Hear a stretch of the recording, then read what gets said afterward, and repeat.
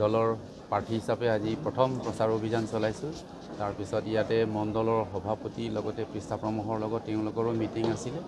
গতিকে মই মোৰ তৰফৰ পৰা তেওঁলোকক অনুৰোধ কৰিছোঁ যে আজি যিখিনি চৰকাৰে কাম কৰি গৈছে, যিবিলাকে আজিও আমাৰ দলৰ লগত মানে তেওঁলোকে সমৰ্থন দিয়া নাই, আমাৰ দলে আমাৰ মুখ্যমন্ত্ৰী আমাৰ প্ৰাইম মিনিষ্টাৰে যি ধৰণে কাম কৰি গৈ আছে এই সমাজখনৰ কাৰণে এই প্ৰচাৰবিলাক যাতে চলাই লৈ যাওক।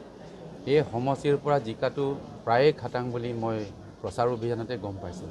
মানুহবিলাকে ইমান ছাপোৰ্ট কৰিছে, ইমান সমৰ্থন দিছে, মই নিজকেও আনন্দ লাগিছিলে।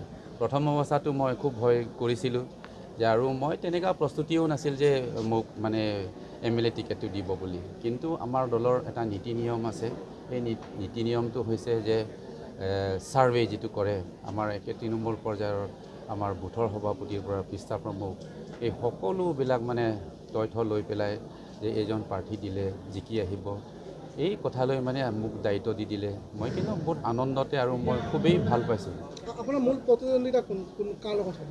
চাওক, আজি আমি 1 বছৰ ধৰি আমাৰ এই ডক্টৰ তুলসীৰাম ৰংহাং নেতৃত্বত আমি যিটো ৰাইজক বঁটাবিলাক বিতৰণ কৰি আছে, তাৰ লগতে আজি আৰু এই অৰুণোদয় নিচিনা আমাৰ ৰাজ্য চৰকাৰৰ পৰা, তাৰপিছত আমাৰ চেল্ফ হেল্প গ্ৰুপবিলাকক যিটো 10,000 দিছে, ইমান আঁচনি এটাৰ পিছত এটা, আৰু ৰাইজৰ মাজত যাওঁতে তেওঁলোকৰ যিটো আনন্দ, যিটো মুখৰ হাঁহি, সেইমতেতো মই আজি মোৰ বিৰোধীত যে মোৰ অপনেণ্ট যে এটাও আমি দেখা পোৱা নাই। কংগ্ৰেছটো আমি দেখা পাইছোঁ।